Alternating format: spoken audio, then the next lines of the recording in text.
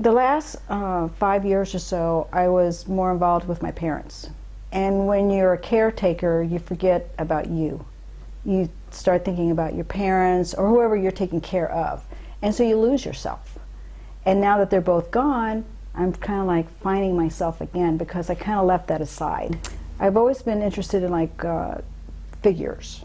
So the very first thing I made was like elves. Well, I didn't know that much about the clay. I didn't know that they bleed on your hand or anything. So I had translucent and green and red, and I made these little elves for Christmas presents.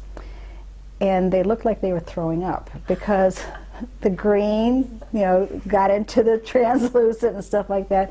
And anyway, but it seemed too big for me. It was like I didn't feel comfortable with it, so I just kept going smaller and smaller and smaller until I felt comfortable with my size, and that's what I do.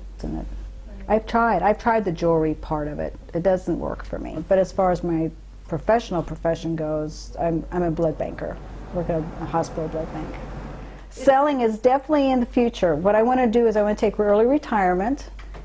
Yeah, I want to retire, like early retirement in 2.5 years, and I'll be eligible for Social Security at that time. So then what I want to do from now until then, I want to build up my business. I want to do shows again. I want to do Etsy. I have a website that I've been paying for about 10 years, and I've not done anything with it. 10 years. I know it, isn't that a waste? But those are all in the works, and now that I don't have my parents and I have the time and I have like a future goal, I'll be working towards that.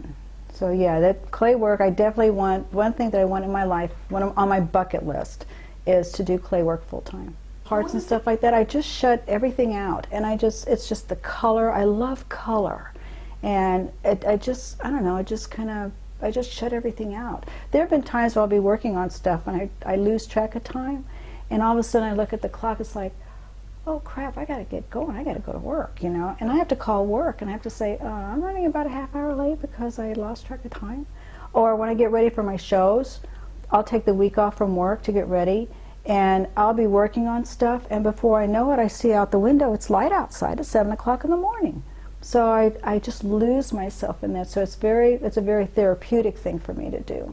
And I have a lot of energy.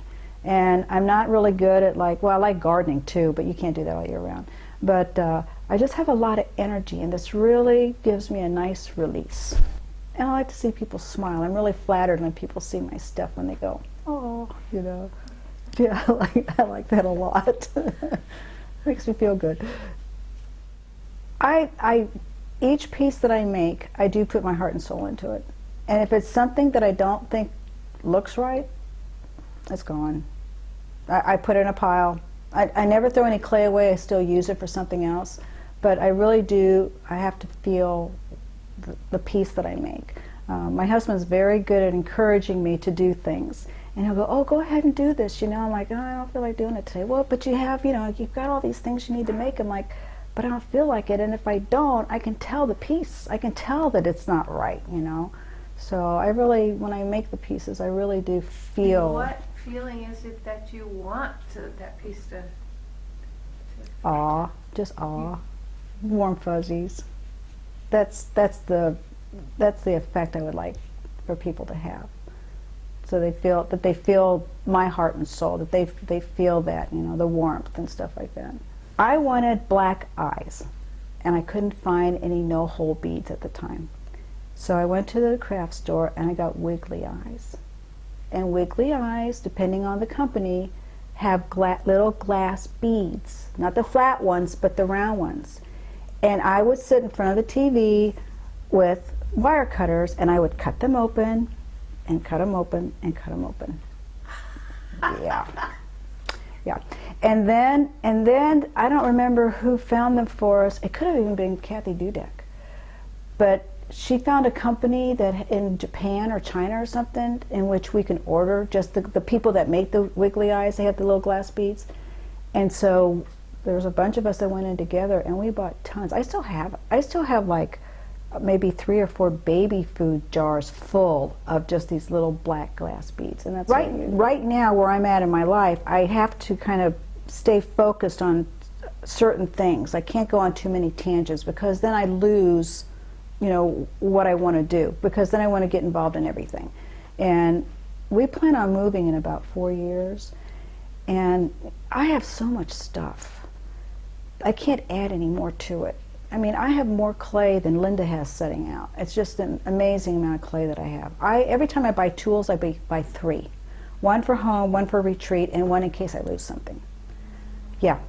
So it's a passion, it's a sickness. I gave up smoking and took up polymer clay. There you go.